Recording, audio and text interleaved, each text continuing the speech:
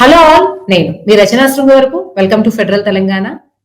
హైదరాబాద్ లో real estate భూమి తగ్గిందని మొన్న మధ్య వరకు సమాచార వార్తలు వచ్చాయి. అలాగే అందులో అది నిజమని కూడా చెప్పుకోవచ్చు. కానీ తాజాగా ఒక పక్కన ఇరాన్ ఇజ్రాయెల్ వార్ జరుగుతుంది, సీజ్ ఫైర్ ప్రకటించినా సరే కొంత అస్థిరత అనేది అయితే ఇంకా నెలకొనే ఉంది.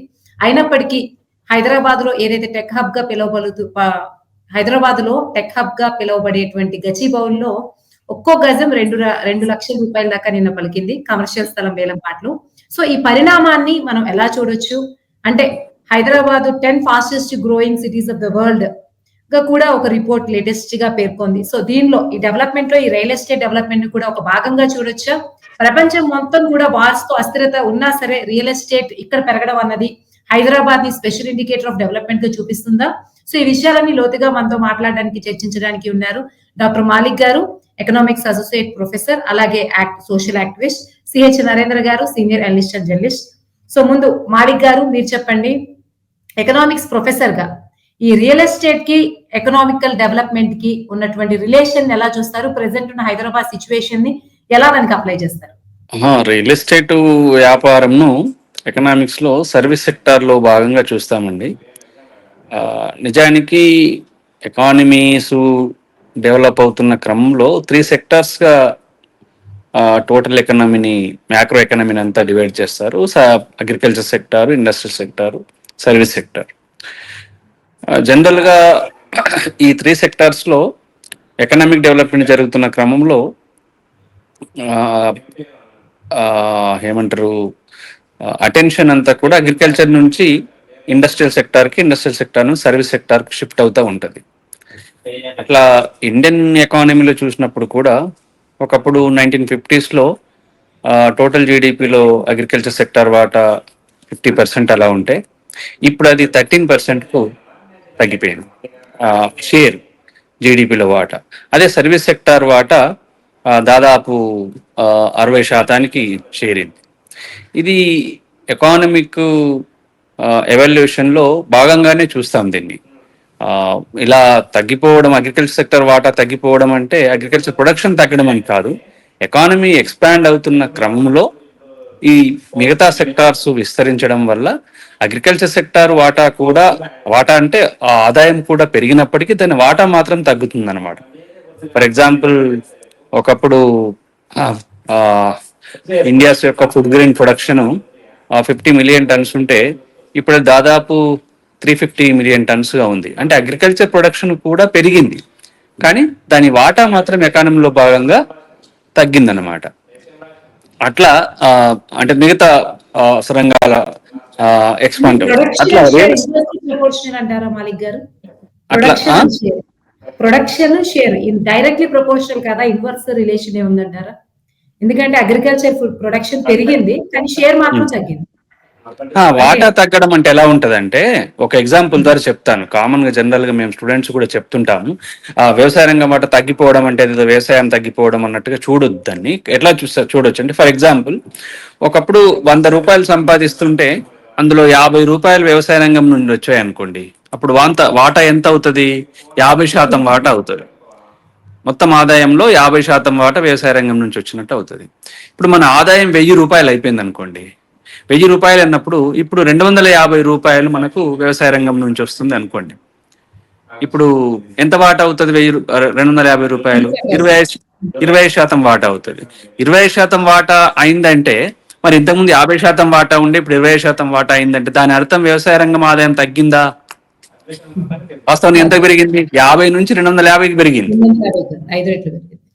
అట్లా ఎకానమీ ఎక్స్పాండ్ అవుతున్న క్రమంలో వ్యవసాయ రంగం ప్రొడక్షన్ కూడా పెరిగినప్పటికీ మిగతా రంగాలు విస్తరిస్తాయి కనుక అలా కనిపిస్తుంది. అట్లా ఇక్కడ మన కాంటెక్స్ట్కి వచ్చేసరికి రియల్ ఎస్టేట్ ను సర్వీస్ సెక్టార్ లో భాగంగా చూస్తాం.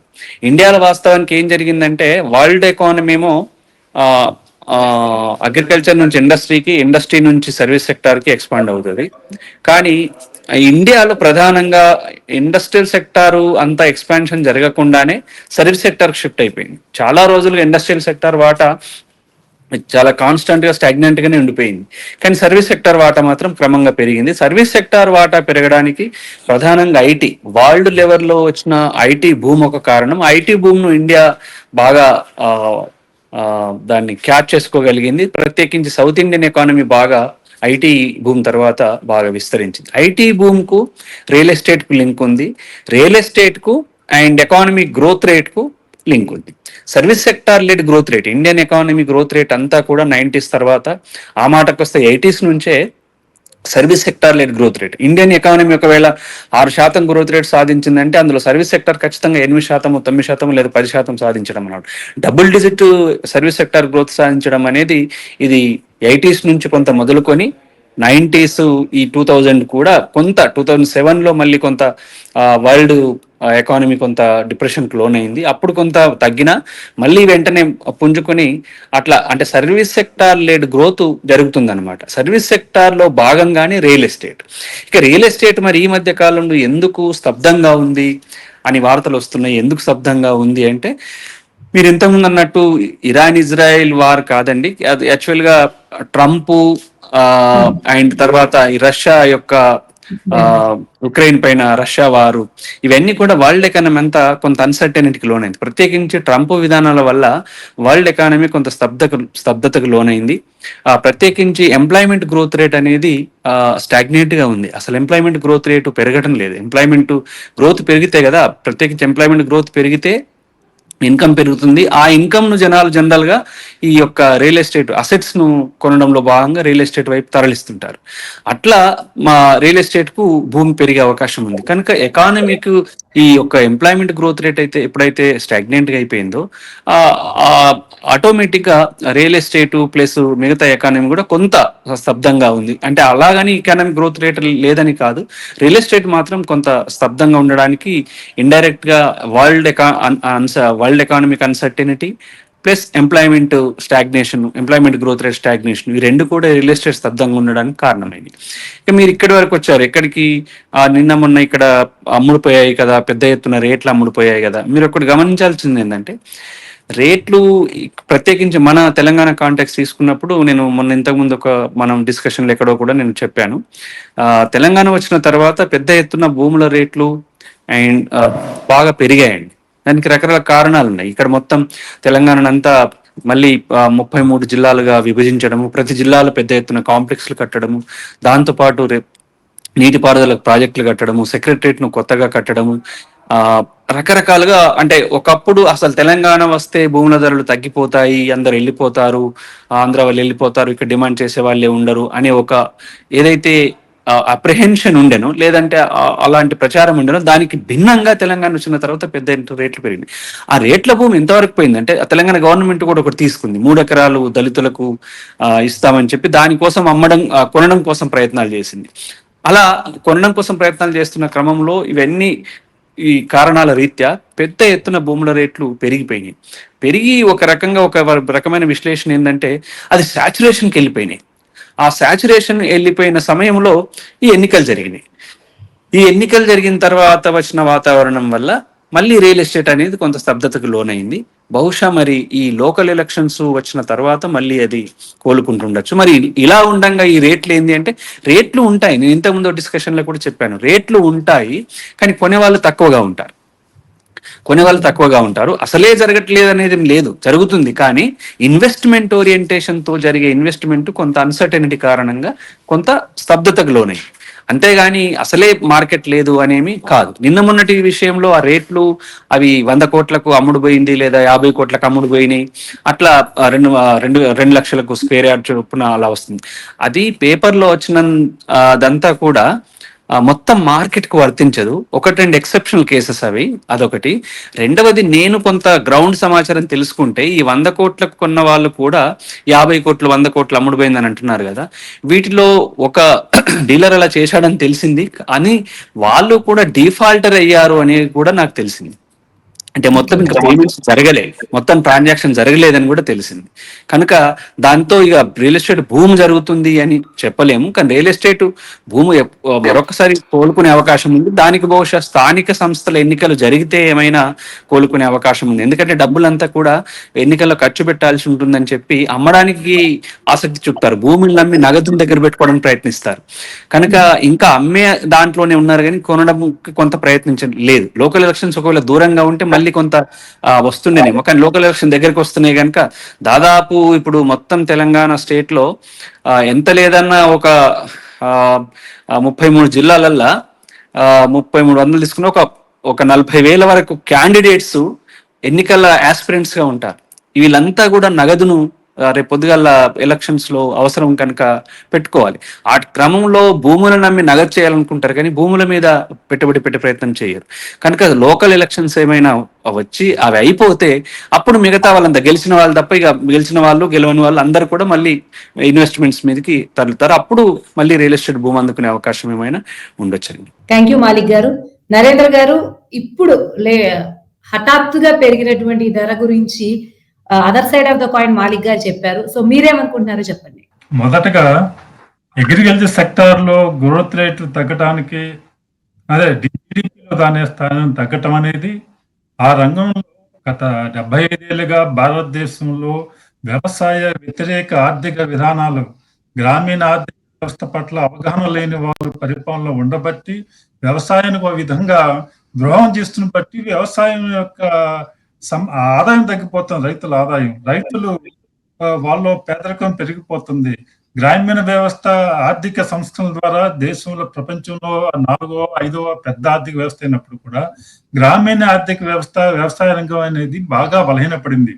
ప్రపంచంలో మన భారతదేశంలో ఇచ్చినంత పట్టణ ప్రాంతాల్లో ఉన్న వాటికి ఫుడ్ సబ్సిడీ, ఆహార ధరలు తగ్గించుకోవడం, ప్రభుత్వ విధానాలు అన్ని కూడా పట్టణ ప్రాంత ప్రజలకి తక్కువ ధరలకి ఏ విధంగా నిత్యావసర వస్తువులు అందించాలని తప్పితే రైతుల ఆదాయం గురించి పట్టించుకోవట్లేదు. అది వేరే టాపిక్. అసలు అది చాలా తీవ్రమైన అంశము. దాని కారణంగా రైతులకు గిట్టుబాటు ధరలు లభించట్లేదు. గిట్టుబాటు ధరలు అంటే ఎంఎస్పి కాదు. ఎంఎస్పి అనేది ఒక అపోహ, ఒక కృత్రిమంగా సృష్టించినటువంటి ఒక భ్రమ మాత్రమే. వాళ్ళ యొక్క శ్రమకు తగిన ఫలితం, వాళ్ళ యొక్క పడిన కష్టానికి తగిన ఫలితం వాళ్ళ ధర వాళ్ళు నిర్ణయించుకోలేనటువంటి పరిస్థితులు ఉన్నాయి. ఆ తర్వాత సర్వీస్ సెక్టర్ పెరగటం అనేది భారత ఆర్థిక వ్యవస్థలో, దానివల్ల భారతదేశం 4వ 5వ పెద్ద ఆర్థిక వ్యవస్థగా వెదగటం అనేది భారత ఆర్థిక వ్యవస్థలో ప్రధానమైనటువంటి బలహీనత. దానివల్లే దేశంలో ఉపాధి అవకాశాలు పెరగట్లేదు. దానివల్లే దేశంలో ఆర్థిక తారతమ్యాలు పెరిగిపోతున్నాయి. గ్రామీణ పట్టణాల మధ్య ఒక గల్ఫ్ ఏర్పడింది. దానివల్లనే దేశంలో ఆర్థికంగా ఒక విధమైనటువంటి సంక్షోభకర పరిస్థితులు ఉన్నాయి. ప్రపంచంలో ఏ దేశమైనా, చైనా కావచ్చు, అమెరికా కావచ్చు, ఆర్థికంగా పరిపుష్టి చెందాలంటే, ఆర్థికంగా పెరిగిన సంపద వికేంద్రీకరణ జరగాలంటే ఉత్పత్తి రంగం పెరగాలి. అప్పుడే ఉద్యోగాలు పెరుగుతాయి. మ్యానుఫ్యాక్చరింగ్ సెక్టర్ కనుక పెరగకుండా, దాని మీద దృష్టి కేంద్రీకరించకుండా ఎప్పుడైతే మీరు ఈ సర్వీస్ సెక్టర్ మీద, ఈ సేవా రంగాల మీద ఆధారపడి ఉన్నారో, దానివల్ల కేవలం ఒక గల్ఫ్ అనేది పట్టణాలు కూడా, వాళ్ళు హైదరాబాద్ లో కానీ ఇలాంటి పెద్ద సిటీస్ లో, టాప్ 7 సిటీస్ లో ఇండియాలో ఈ విధంగా రియల్ ఎస్టేట్ యొక్క ధరలు పెరిగిపోయి మామూలు మధ్యతరగతి ప్రజలు ఒక డబుల్ బెడ్రూమ్ యొక్క ఫ్లాట్ కూడా సొంతం చేసుకోలేని పరిస్థితులు ఉన్నాయంటే దానికి సర్వీస్ సెక్టర్ ఒక కారణం. మన హోటల్ ధరలు పెరిగిపోవటం, రెస్టారెంట్లు, పబ్బులు పెరిగిపోవటం, ఒక వికృతి సంస్కృతి పట్టణాల్లో ఇవాళ ఏదైతే మనం అనుకుంటున్నారో పెరిగిపోవటానికి కూడా ఇదే రంగం కారణమవుతుంది.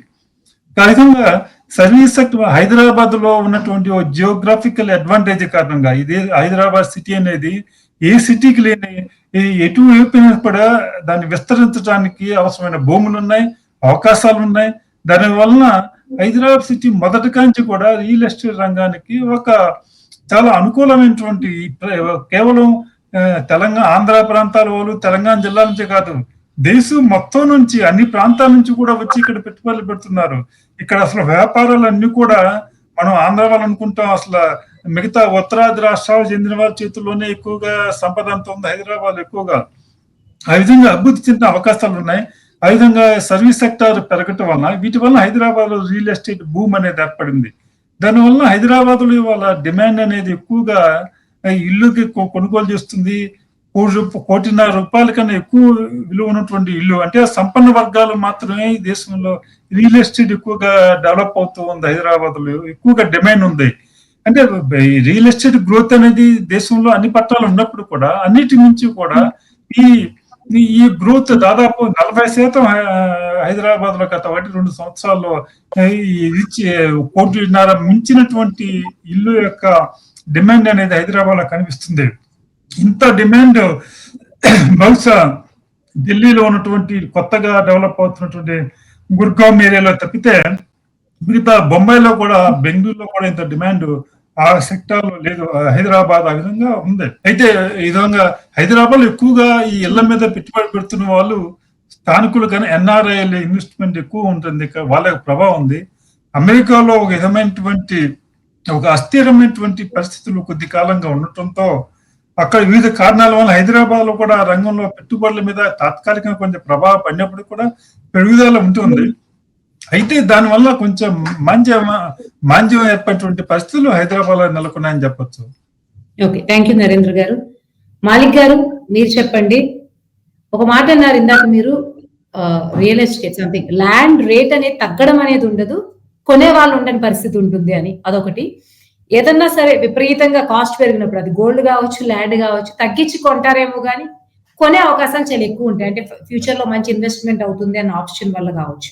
సో ఈ నేపథ్యంలో అలా కాకుండా ఈ ఎన్నికల సందర్భంలోనో ఏదో సందర్భంలో కేవలం ఒక క్లాస్, ఒక రిచ్ సెక్షన్ వాళ్ళే ఇలా ల్యాండ్స్ మీద ఇన్వెస్ట్ చేయడం, రియల్ ఎస్టేట్ భూమ్ కి కేవలం రిచ్ పీపుల్ మాత్రమే కారణమైతే దాన్ని ఓవరాల్ ఒక డెవలప్మెంట్ పర్స్పెక్టివ్ లో, హోల్ పిక్చర్ లో మనం ఎలా చూడొచ్చు? ఇది ఒక రెస్ట్రిక్టెడ్ డెవలప్మెంట్ అనుకోవచ్చా, ఓవరాల్ డెవలప్మెంట్ అనుకోవచ్చా? అంటే రియల్ ఎస్టేట్ రంగమే రిచ్ అంగడి, రిచ్, దాంట్లో డౌట్ లేదు. అయితే ఏంటంటే ఊరు నుంచి మిడిల్ క్లాస్ కు, మిడిల్ క్లాస్ నుంచి రిచ్ కు ఇది ఎప్పుడు ట్రాన్స్ఫర్మేషన్ జరుగుతూనే ఉంటుంది. ప్రత్యేకించి డెవలపింగ్ కంట్రీ లాంటి మన ఇండియాలో ఈ ట్రాన్స్ఫర్మేషన్ జరుగుతున్న క్రమంలో ఇప్పుడు న్యూగా వస్తున్న పూర్ నుంచి, ఇంతకుముందే నేను చెప్పినట్టుగా 90s లో 80s లో ఐటీ సెక్టర్లోకి ఎప్పుడైతే ప్రత్యేకించి ఇంజనీరింగ్ కాలేజీలలో ఫీ రియంబర్స్మెంట్ ఫెసిలిటీ వచ్చిన తర్వాత కామన్ ఫ్యామిలీస్ నుంచి కూడా ఐటీ సెక్టార్స్లోకి వెళ్ళారు.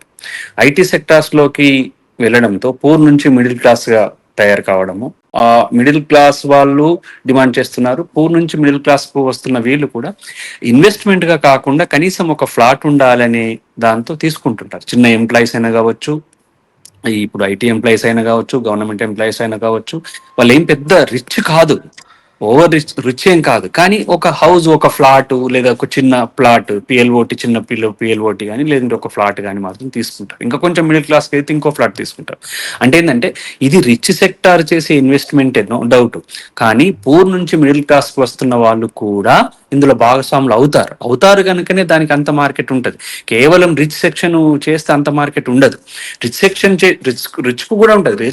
రియల్ ఎస్టేట్ యొక్క ప్రత్యేకత అదే, రిచ్ కు కూడా ఉంటుంది, పూర్కు కూడా అందులో స్పేస్ ఉంటుంది. ఎక్కడో వచ్చి అసలే లేదని అనలేము, ఎందుకంటే పూర్ నుంచి కొంత ట్రాన్స్ఫార్మ్ అవుతున్న సెక్షన్ అంతా కూడా ఇందులోకి వస్తుంటది. మరీ పూర్ మాత్రం రారు, అది సాధ్యం కూడా కాదు. పూర్ వాళ్ళు ఉన్నవి అమ్మేసుకొని పోతుంటారు, కానీ పూర్ నుంచి ట్రాన్స్ఫార్మ్ అవుతున్న సెక్షన్ అంతా కూడా రియల్ ఎస్టేట్కి వస్తుంటది కనుకనే రియల్ ఎస్టేట్ విస్తరిస్తూ ఉంటుంది అనమాట. అందుకని రియల్ ఎస్టేట్ ఎప్పుడంతే పాపులేషన్ గ్రోత్ ఉంటుంది, ఎంతనో కొంత తప్పనిసరిగా ఉంటుంది. పాపులేషన్ గ్రోత్ ఎప్పుడైతే ఉంటుందో నివాస గృహాలు పెరగాల్సిందే. ఈ నివాస గృహాలు పెరుగుతున్న క్రమంలోనే ఎవరైతే ఎక్కువ ఆదాయం పెరుగుతుంటుందో వాళ్ళు లగ్జూరియస్ ఫెసిలిటీస్ కూడా కోరుకుంటారు కనుకనే మీ సార్ ఇంతకుముందు చెప్పినటువంటి కల్చర్ వస్తుంది. అలాంటి లగ్జూరియస్ ఫ్లాట్స్ కూడా వస్తాయి. ఇప్పుడు హైదరాబాద్, ఇప్పుడు పట్టణాలకు ఉన్న కల్చర్ ఎట్లా ఉంటుంది అంటే, మీరు మామూలుగా ఒక ఉస్మాన్ యూనివర్సిటీ పక్కన ఒక చెట్టు కింద పోతే మీకు 8 రూపాయల టీ కూడా ఉంటుంది. అదే హైదరాబాద్లో మీకు 800 రూపాయల టీ కూడా ఉంటుంది. అది ఒక చోట చెప్పులు కుట్టడానికి 50 రూపాయలకు చెప్పులు కూడా కుడతారు. అదే 50,000 షూ జత కూడా దొరుకుతుంది. అలాంటి పట్టణాల యొక్క ప్రత్యేకత అలా ఉంటుంది. ఊర్లో అలా కాదు, ఊర్లో సేమ్ ఉంటుంది, అందరికీ సేమ్ ఉంటుంది. కానీ ఇక్కడ నీకు పేదవాడు జీవిస్తుంటాడు ఎక్కడో చోట, అండ్ ధనిక మిడిల్ క్లాస్ జీవిస్తుంటది, ధనికుడు జీవిస్తుంటాడు. రియల్ ఎస్టేట్ మార్కెట్ కూడా మోస్ట్ పూర్, సివియర్ పూర్కు అందుబాటులో ఉండదు, కానీ పూర్ నుంచి ట్రాన్స్ఫార్మ్ అవుతున్న మిడిల్ క్లాస్కి ప్లస్ రిచ్కి ఎప్పుడు కూడా వీళ్ళే దాంట్లో ఉంటుంటారు. కానీ నేను అనేది ఏంటంటే మార్కెట్ ప్రభావం, ఎంప్లాయ్మెంట్ ప్రభావం, ప్రత్యేకించి ఐటీ ప్రభావము రియల్ ఎస్టేట్ మీద ఉంటుంది. ఈ రెండు కలిసి సర్వీస్ సెక్టార్ని ఎక్స్పాండ్ చేస్తున్నాయి. ఈ సర్వీస్ సెక్టారు ఎక్స్పాన్షనే ఎకానమిక్ గ్రోత్ను లీడ్ చేస్తుంది. ఇండియా యొక్క పరిస్థితి అదనమాట. ఈ ఐటీస్ నుంచి కూడా అదే పరిస్థితి ఉంది. సార్ అన్నట్టుగా మ్యానుఫ్యాక్చరింగ్ సెక్టారు తగినంతగా విస్తరణ జరగట్లేదు.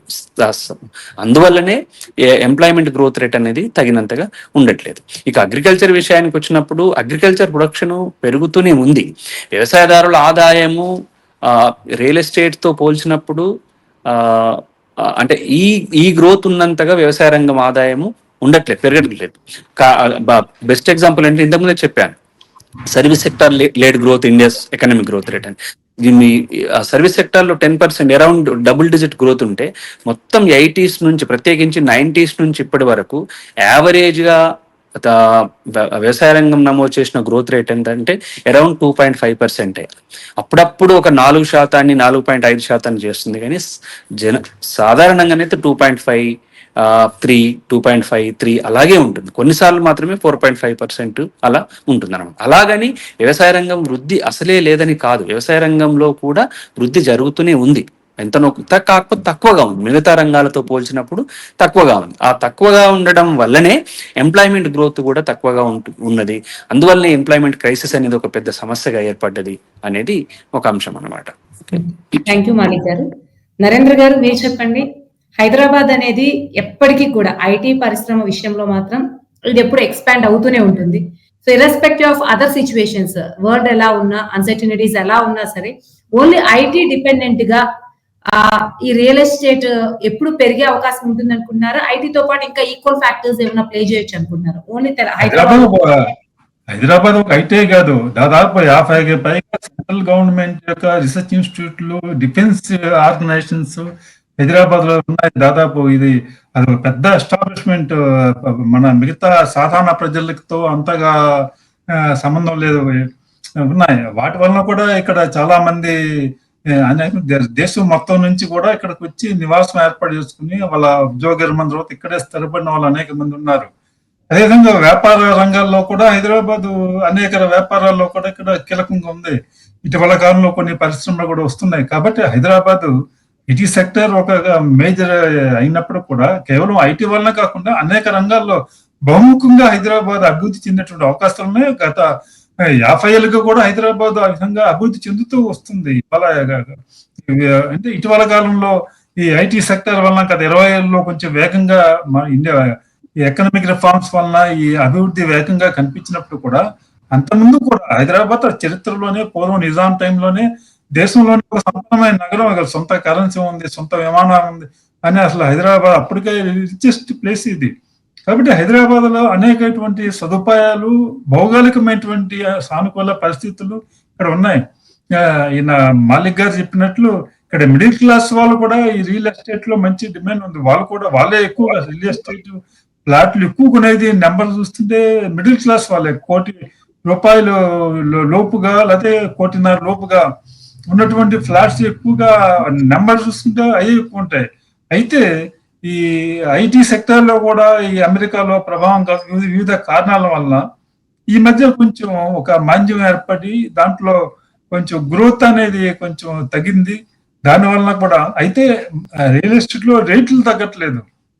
డిమాండ్ తగ్గినప్పుడు కూడా చాలా మంది దాదాపు 4 లక్షల ఫ్లాట్లు హైదరాబాద్ లో నిర్మాణం అయిపోయి కూడా వాటికి పూర్తిగా అమ్మలేక, కొంతమంది కొంత అమౌంట్ కట్టినా కూడా పూర్తిగా కట్టలేక, ఆ విధంగా మధ్యలో ఆగిపోయినటువంటి ప్రాజెక్ట్స్ హైదరాబాద్ లో దాదాపు ఉన్నాయని చెప్తుంటారు.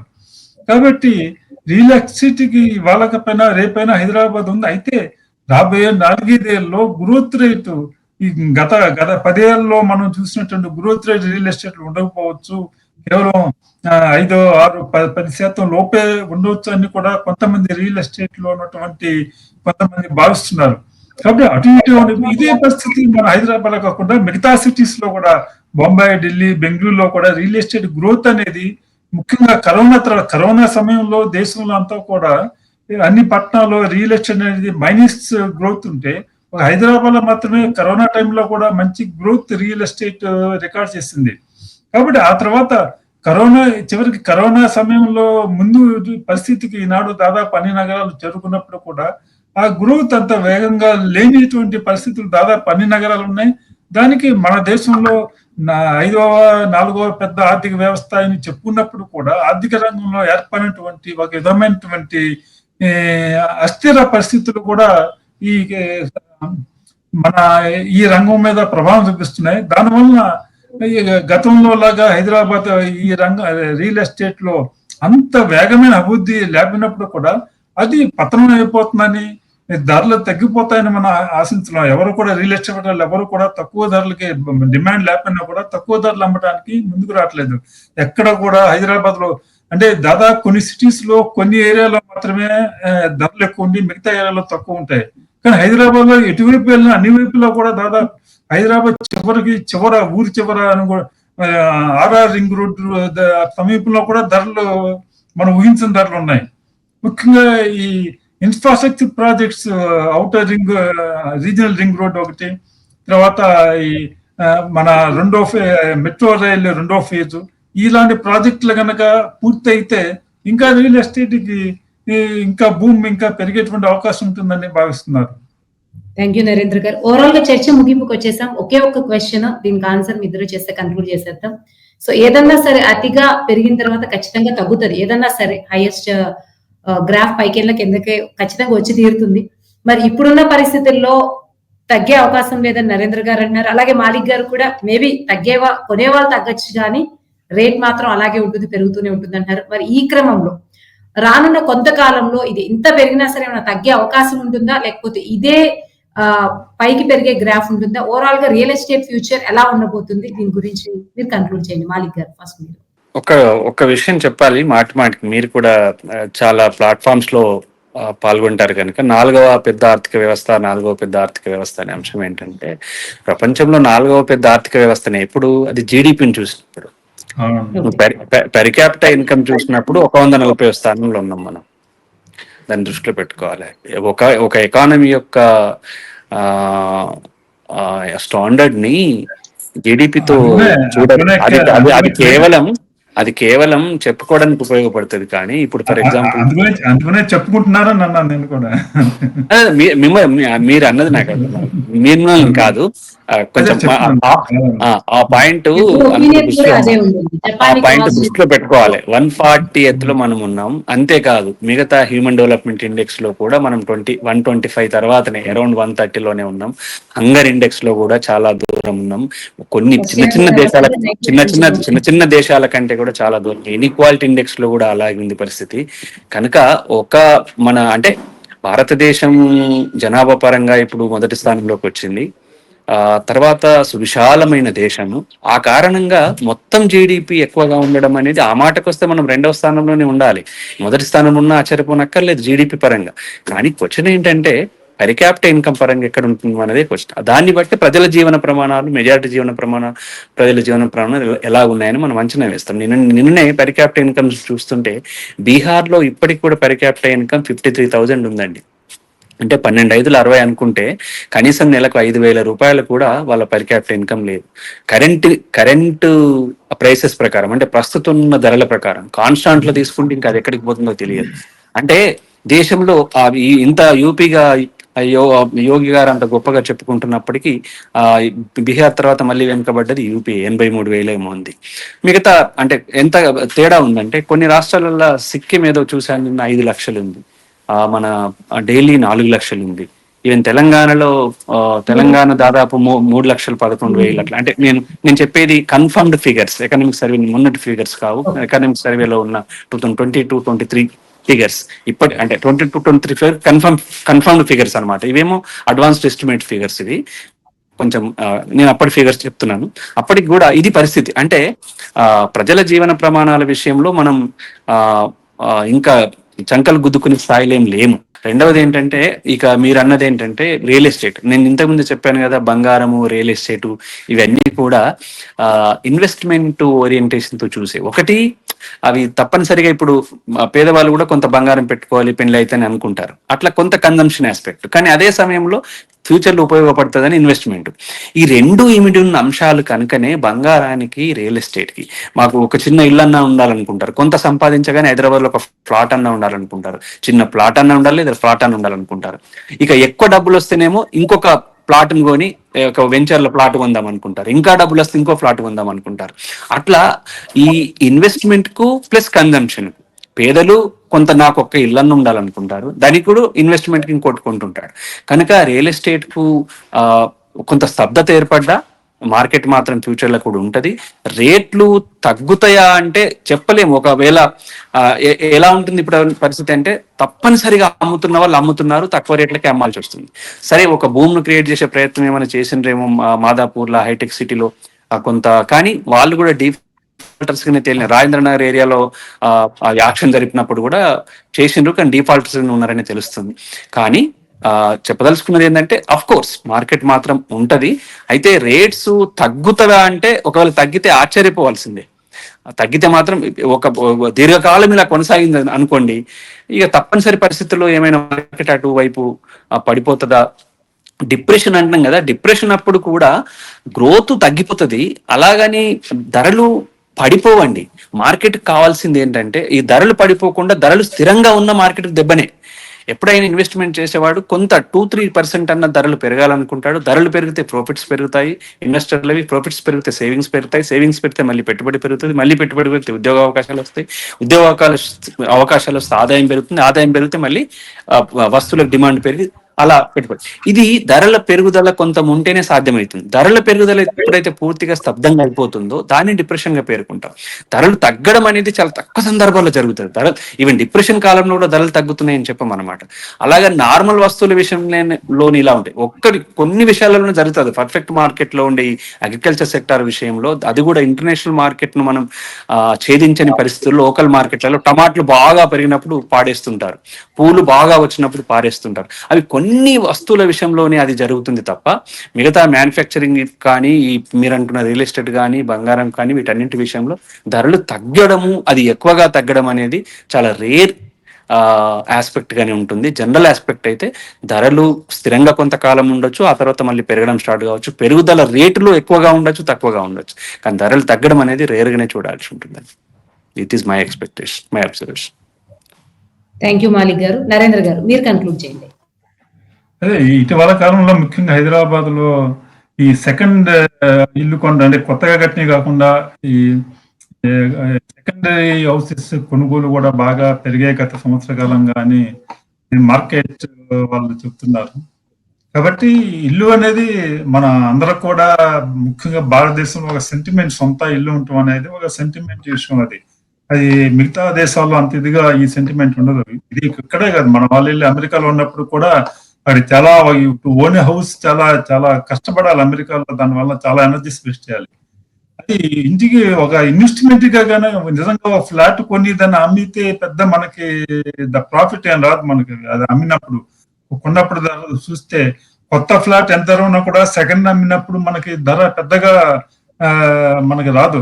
కాబట్టి ఒక ఇన్వెస్ట్మెంట్ ఎవరు చేస్తారంటే, బ్లాక్ మనీ ఉన్న వాళ్ళు, బ్లాక్ మనీ సంపాదిస్తున్న వాళ్ళు, లేకపోతే ఎన్ఆర్ఐలు, మన సొంత దేశంలో కొంత ప్రాపర్టీ ఇక్కడ ఉండాలి సెంటిమెంట్ గా తెలియని వాళ్ళు, ఇలాంటి వాళ్ళు కొంతమంది ఎడిషనల్ ఇన్వెస్ట్మెంట్ గా వాళ్ళు ఇల్లు కొన్నప్పుడు కూడా, ఇల్లు ఎక్కువగా సొంత ఇల్లు కావాలంటే ఒక సెంటిమెంట్, కొద్దిగా గొప్ప ఆదాయం, ఒక ఇల్లు ఉంటే ఇంకో ఇల్లు ఇస్తే, అద్దె ఇస్తే కొద్దిగా గొప్ప నికరమైన ఆదాయం వస్తుంది అద్దె మీద అనేటువంటి ఆ విధంగా ఉన్నాయి. కానీ ఇది ఒక పెద్ద మామూలు మధ్యతరగతి ప్రజలకి ఇల్లు అనేది, ఒక ముఖ్యంగా ఫ్లాట్స్ అనేది సైట్స్ ఉంటే ఇన్వెస్ట్మెంట్ గా వస్తుంది, కానీ ఫ్లాట్స్ వలన పెద్ద అమ్మితే వాళ్ళకి పెద్ద వచ్చేటువంటి రాబడి ఉండదు అనమాట. ఇది ఒక సెంటిమెంట్ కాబట్టి, ఆ సెంటిమెంట్ హైదరాబాద్ అంటే గ్రోయింగ్, ఎప్పుడు కూడా పెరిగే సిటీ కాబట్టి తప్పనిసరిగా దానికి రియల్ ఎస్టేట్ అనేది దానికి మంచి ప్రాబ్లం ఉంటుంది. థ్యాంక్ యూ నరేంద్ర గారు. ఓవరాల్ గా రియల్ ఎస్టేట్ అన్నది అటు పేదవాళ్ళకు తప్పించి, అంటే బీపీఎల్ బిలో పోవర్టీ లైన్ మనం పక్కన పెడితే, ఆల్మోస్ట్ ఎవరైతే కొంచెం మిడిల్ క్లాస్ నుంచి రిచ్ సెక్షన్ కి వెళ్తారో వాళ్ళు ఎక్కువ మెజారిటీ పాపులేషన్ ఉంటారు. కాబట్టి ప్రతి ఒక్కళ్ళు తన ఒక ఇన్వెస్ట్మెంట్ అండ్ కన్సంప్షన్ గా కూడా చూస్తారు. కాబట్టి మాలిక్ గారి మాటల్లో చెప్పాలంటే, రియల్ ఎస్టేట్ కి అయితే ఎప్పుడు తగ్గడం అనేది ఉండదు అని అయితే తేల్చేశారు నరేంద్ర గారు, మాలిక్ గారు. ఎందుకంటే మైట్ బి కొనేవాళ్ళు అత్యవసర పరిస్థితుల్లో అమ్మే వాళ్ళు తక్కువగా అమ్మొచ్చు గాక, అది వేరే కాంటెక్స్ట్. కానీ ఓవరాల్ గా చూస్తే రియల్ ఎస్టేట్ అనేది తగ్గడం, ఆ గ్రాఫ్ తగ్గడం అనేది ఎప్పటికీ జరగదు అనే కన్క్లూజన్ ద్వారా ఒక అదైతే ఒక కన్క్లూడ్ అయినటువంటి విషయం. అయితే చూద్దాం, ప్రపంచ అనిశ్చిత పరిస్థితులు కానీ మిగిలిన ఏమైనా సరే వీటిని ఏమైనా ఎఫెక్ట్ చేసి రివర్స్ అవ్వచ్చేమో, లేకపోతే ఇలాగే కంటిన్యూ కూడా అవ్వచ్చేమో. ఏం జరగాలన్నా సరే మనం కొంచెం ఫ్యూచర్, ఎందుకంటే ఇప్పుడు డిస్కస్ చేసాం కాబట్టి మేబీ దీని ఎఫెక్ట్ ఇదే కర్వ్ ని మనం ఎగ్జాక్ట్ గా రిఫరెన్స్ గా తీసుకొని మినిమం 10 years ఇలా మెయింటైన్ అయితేనే మనం we can come to conclusion. ఎందుకంటే ఇప్పుడు ఎక్కువ వార్స్ ఉన్నటువంటి సిచ్యువేషన్ ఉంది కాబట్టి. ఎనివే హైదరాబాద్ సినారియో మాత్రం వరల్డ్ కన్నా కూడా డిఫరెంట్ గానే కనిపిస్తుంది ఈ విషయంలో. క్యాపిటలిస్టిక్ ఎకానమీకి ఆ నేచర్ ఉంటదండి. ఇండియన్ ఎకానమీ కూడా క్యాపిటలిస్టిక్ నేచర్ వచ్చింది. దానికి ఏముంటదంటే మేము ఎకానమీలో చెప్తుంటాం, ఒక 4 దశలు ఉంటాయి. రికవరీ దశ అని, బూమ్ దశ అని, రిసెషన్ అని, డిప్రెషన్ అని. ఇవి ఎన్ని సంవత్సరాలకు ఒకసారి భూమి లేము, అలాగని డిప్రెషన్ లో కూడా లేము. భూమ్ కు రికవరీకి మధ్య దశల నేను నన్ను పర్సనల్ గా అబ్జర్వ్ చేసి చెప్పమంటే అటు భూమి లేము, అలాగని ఇటు డిప్రెషన్ లో లేము. ఆ మధ్యలో రికవరీ దశ అని ఉంటుంది. రికవరీ అని కాకుండా రికవరీ కంటే కొంచెం ఎక్కువగా, భూమి కంటే కొంచెం తక్కువగా ఆ స్థితిలో మనం ఉన్నట్టు అనిపిస్తుంది అనమాట. రికవరీ నుంచి భూమికి చేరుతుంది. భూమి టైంలో విపరీతమైన ఇన్వెస్ట్మెంట్స్ జరుగుతుంటాయి, ఎంప్లాయ్మెంట్ ఆపర్చునిటీస్ ఉంటాయి, కనుక డిమాండ్ ఉంటుంది, ధరలు పెరుగుతుంటాయి, ప్రాఫిట్స్ పెరుగుతుంటాయి, సేవింగ్స్ పెరుగుతుంటాయి, ఇన్వెస్ట్మెంట్స్ పెరుగుతుంటాయి. కానీ అదొక సాచురేషన్ పాయింట్కి వచ్చేస్తుంది. ఎందుకంటే సప్లై బాగా పెరిగిపోయేసరికి మళ్ళీ ధరలు కొంత స్తబ్దమైపోవడము, అట్లా కొంత ఎకానమీ మళ్ళీ ఆ గ్రోత్ రేటు తగ్గడం ఆరంభిస్తుంది. ఆ గ్రోత్ రేట్ తగ్గుతుంటది పూర్తిగా, ఏమంటాము, గ్రోత్ తగ్గిపోదు. What the difference is growth rate is different from growth. Growth తగ్గిపోదు, కానీ గ్రోత్ రేట్ తగ్గిపోతుంది. కొన్నిసార్లు స్టాగ్నేట్ అవుతుంది. స్టాగ్నేట్ అంటే అసలే గ్రోత్ ఉండదు. అట్లా మైనస్లకు వెళ్ళిపోవడం మాత్రం చాలా తక్కువ సందర్భాల్లో జరుగుతుంది. ఆ తగ్గడాన్ని మనం రిసెషన్ స్టార్ట్ కావడం అంటాం. అది చివరికి ఇక ఎకానమీ స్తబ్దతకు లోనయ్యి అసలు ధరలు ఏమీ పెరగలేని స్థితి, డిమాండ్ లేని స్థితి, అన్ఎంప్లాయ్మెంట్ పెద్ద ఎత్తున ఉన్న స్థితి వస్తుంది. దాన్ని డిప్రెషన్ అంటాం. దాని నుంచి కూడా కోలుకుంటుంది. మళ్ళీ ఎకానమీ రికవరీ స్టార్ట్ అవుతుంది. రికవరీ స్టార్ట్ అయ్యి మళ్ళీ భూమి కూడా చేరుకుంటుంది. ఇది ఎన్ని సంవత్సరాలకు ఒకసారి వస్తుంది అనే దానికి ఎక్స్ప్లెనేషన్ లేవు. కానీ ప్రపంచ ఆర్థిక వ్యవస్థలో, స్పెషల్లీ క్యాపిటలిస్ట్ ఎకానమీలో ఇవి పేర్కొంది. కారణం ఏంటంటే కమ్యూనిస్ట్ లాంటి దేశాలలో ప్లాండ్ ఎకానమీ ఉండి అది రాకుండా చూసుకున్నారు. 1929లో కూడా పెద్ద ఎత్తున ప్రపంచమంతా ఆర్థిక మాంద్యానికి లోనప్పుడు రష్యా దాని నుంచి తప్పించుకుంది. అప్పుడు యుఎస్ఎస్ఆర్లో ప్రభావం లేదు. కానీ అటువంటి ఎకానమీస్ ఇప్పుడు తక్కువ. ఈవెన్ చైనా కూడా మార్కెట్ ఎకానమీకే మారిపోయింది. రష్యా కూడా దాదాపు మార్కెట్ ఎకానమీ అయిపోయింది. కొన్ని దేశాలలో ఇంకా కొంత, వియత్నాం, కొన్ని దేశాల్లో కొంత ప్లాన్డ్ ఎకానమీ సరిగ్గా ఉన్నప్పటికీ అంత అన్ప్లాన్డ్ మార్కెట్ కంట్రోల్డ్ ఎకానమీసే ప్రపంచాన్ని ప్రధానంగా ప్రభావితం చేస్తుంది. కనుక ఇలాంటి అన్సర్టైనిటీస్ అనేవి now common. Thank you Malik గారు, నరేంద్ర గారు, ఇంత ఇన్ఫర్మేటివ్ డిస్కషన్ లో పార్టిసిపేట్ చేసినందుకు. ఇంతటితో చర్చ ముగిద్దాం.